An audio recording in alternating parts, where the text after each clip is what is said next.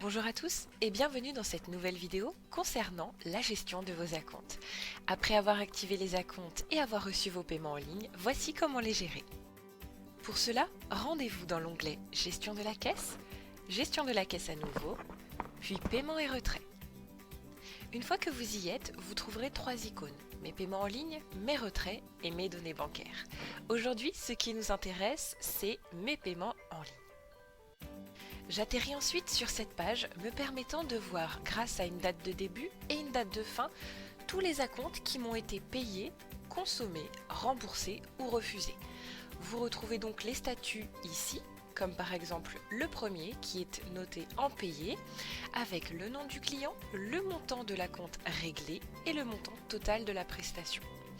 Vous avez également l'heure du prochain rendez-vous avec la date.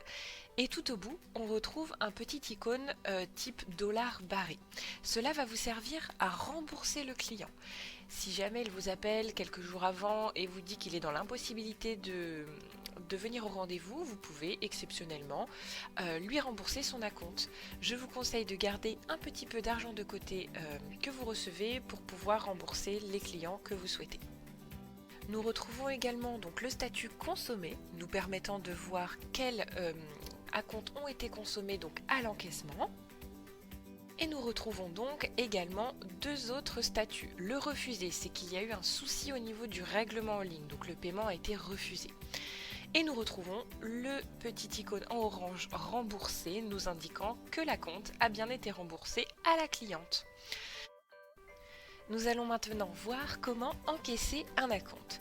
Pour cela, retour dans Menu, puis dans l'onglet Encaissement. Une fois que je suis à l'encaissement, je vais pouvoir retrouver le client en question. Il était question du coup de Monsieur Renaudin. Je tape les premières lettres de son prénom et de son nom et je choisis du coup le client.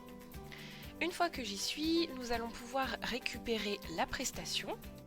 Je choisis donc la prestation que le client a effectuée ou que souhaite effectuer le client via le site de réservation en ligne et je choisis barbe serviette chaude.